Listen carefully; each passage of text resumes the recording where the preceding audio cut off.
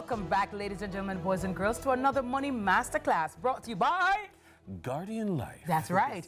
Being a new parent is a beautiful and often expensive journey, but there are plenty of things that we end up spending on that, looking back, we really didn't need to go there. But with a flood of parents and money and questions coming in, and I have asked Carlton as well, and he has an open invitation on Modern Mommy Diaries for next season, because we want to get onto the nitty-gritty of it and create generational wealth, set up our children. I've asked Carlton, how do we set up the kids? And I thought, you know what? Let's get the conversation started right here in Child's Month. So Carlton joins us this morning to break down real-life money-saving hacks from baby items that you actually don't need to smarter ways to plan for childcare and, of course, for building wealth for our baby's first year. So, Sir Carlton, good morning. Good morning. How are you? I'm doing great this morning. How are you both doing? I'm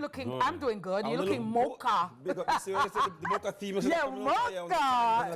Tell them, you know. Yeah, Jane, we know. Winning this morning. Nice. But you're absent from class all of last week. And I apologize. No sleep, Lady Marge, Mr. Wilkinson, talk to me. I do appreciate these things. I'm sorry, sir. But welcome back. It's good to have you back this morning. Thank you. So you gave the intro just now, and I thought about it, and I said, it's not just about a new baby. Yes. Because whilst somebody may not have a new baby, the child or children, they go through different stages, and that stage will also be new to you. So while Dennis right now is not a new father, because his baby is not 0 to 3 or 1 to whatever, when this child gets to age 12, it's going to be a new experience for Dennis. Right. How will Dennis maneuver when the child gets to 13 to 18 or 20, etc.? So I said, let's break it down like that this morning for discussion purposes, so you can share and I can share. Because you may have one in this category. No, my infancy. You're this category, 0 to 3. Yeah, man. Dennis may have it over early childhood style, 4 to 8. I have it in years. You're too much. Come on, you're rich. You're rich, so that's fine. So we can have that discussion this morning.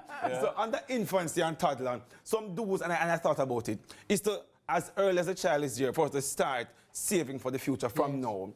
And they may say, boy, you're extra here, where you start so quick. But when it is that you have a child, you recognize that, boy, this thing expensive, you know.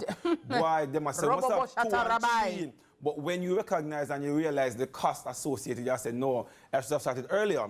For those who didn't start at age 0, 1, 2, or 3, it's not too late. But if you are in this category, I want you to at least start. Number 2 is to start accepting money as gifts. Yes. It's perfectly fine. So if a child has an account, when the birthday come up, when the christening, when you have the shower, when you have the Christmas. Yeah, Christmas. Yes. Start accepting gifts for the baby from this age. Start accepting diaper when you have the shower and them carry the wipes and them carry. Don't let them carry 30 bottles. Yeah. They make them carry 30 different teddy beer and whatever, because the child, more often than not, love one special beer. Truly. That's really the truth. And so sorry, Carlton, let me just quickly say, and sometimes they don't like the expensive toys. Like one of my daughter's favorite toys is, I had a water bottle and I went outside and picked up 2 stones and dropped it in there, and AA loves that. Yeah. Or a remote. Yeah, the remote. Yeah, so I just buy a remote, a regular remote, and that is the gift. Yes. Every other, the 6,000 other toys, Dennis, is not in use. True. Not, Or if I carry my gift in a box, the carton box, oh Jesus. It's a box, it's a toy. In love with the box. Bubble wrap. Yes, the bubble wrap. Yes. But watch them with those things, please. But that's the reality. But you only learn these things in retrospect. In retrospect. After you're frightened, and then you're like, well, look at that. Look, more waste money. Yeah. Let us don't overspend on baby gear. And when the baby does come, boy, we're excited. We want to buy every striking thing we think the baby can ever get. And Miss Kitty cover her face. Dennis, we were all tricked by this. Miss Kitty, every 4 gear. baby bag. Babylon! You have the baby Babylon, bag. Gucci baby bag, Prada baby bag. Every single thing. And you realize. They made Church me do baby it. bag. You have one for the nursery, one when you go clinic. 3 christening clothes, and then on the day, you wear one. And the child, not change off again, another child, first young gone home. So parents were watching this morning. And she went to sleep very Lord early. Dennis, no, Dennis, do. What's the way to hurry up my files, sir? No, man. No, but you're not going to come see. Yes, exactly. What it is? Yeah, you know, I'm tracking you. Yeah, you know your business so early in the morning. But parents, last night was that vibe. But parents, you want to ensure that you are not overspending on that area. One thing that you don't do as well is during this area to update the emergency fund. So remember, before you had a child, you had $200,000 saved for emergencies. Now you have a child, the $200,000 cannot stretch in case there's an emergency. So parents, you need to update the emergency fund right now at this point in time. Your child, actually Dennis Quinton, because the writing not pristine this morning. No, the contacts. So early childhood era now, age is 4 to 8. How we can relate in this area? Have Dennis, when I wrote this one, I said, Dennis, this is Dennis area. You have a sinking fund for the kids' expenses. And you may say, well, we can just have one. Trust me, you can't. And if your child is in private school, if they go to daycare, if it is that they have extracurricular activities, do not say, all right, month when we get paid, I will do it. I encourage you to start from this year. So one thing that worked for me last year is that from the year before, I know that the books from the private school costed X amount of money. The school fee was X amount. From last year, maybe the year before summer, every month I break it down and I put down 4,000, 5,000, Miss Kitty, 10,000. So when the school term came back around from June, I'm ready. Nice. Books them could already, July, everything. So August up and down, no. So you want to do that. Some don't overindulge with toys. I mentioned that earlier. Even at this age, give them more books now, educational books, let them learn something. Don't fail to set boundaries versus needs and wants for this age group. So this age group 0 to 3 may be a little bit ticklish, but by the time a child is 4 to 8, you want to establish needs and wants at this point in time. Let's jump into preteen years.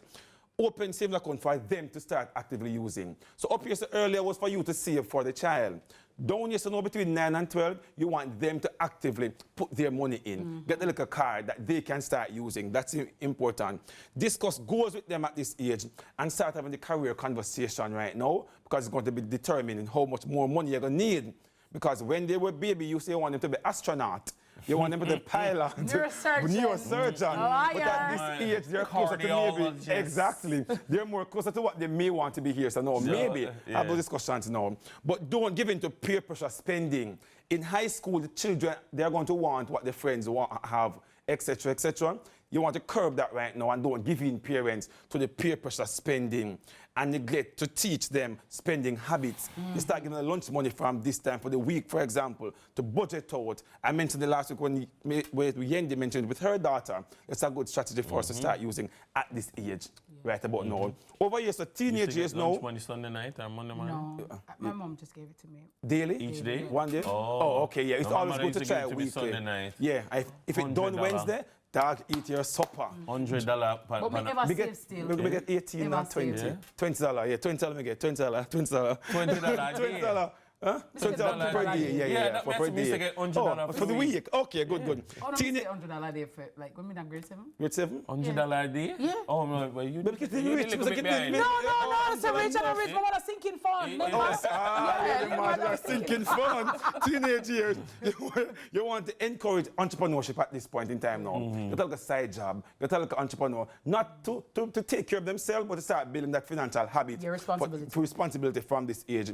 And start look about scholarships during this point in time. That helps as well. As rich as you want to be, scholarships help. Absolutely. It definitely helps. And you don't want to enable overspending at this point in time. You have young adults, you need to start supporting their financial independence.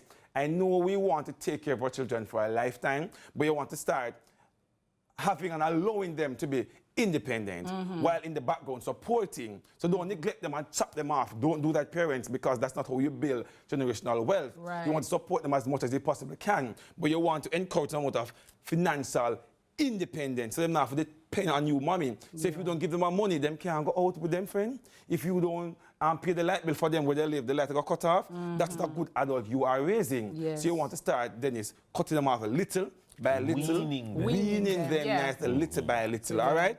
And you want to help them to transition into adulthood. So if you can help them to purchase their first car, help them with their deposit with their first house. If you bought the house for them already, you want to set some stipulations in place so at least they can get that as they transition into adulthood. And do not enable dependency, no matter You want sorry for them. You are growing adults who should be responsible. You want to ensure that little by little, you are winning these persons to be good, you know, and capable adults to function in this world. So we don't have no more time this morning, but you know where to find Miss Carlton G Stew on all platforms. Have a wonderful day, everybody. Nice. Thank you, Carlton. Thank you very much, Carlton. Nice. That's all the time we have in Money Masterclass. It was brought to you by Guardian Life. And many thanks to Carlton for helping parents with these amazing financial hacks to help kickstart smarter ways to plan for our children's future. Well, there's more Sunrise after the break. Stay with us.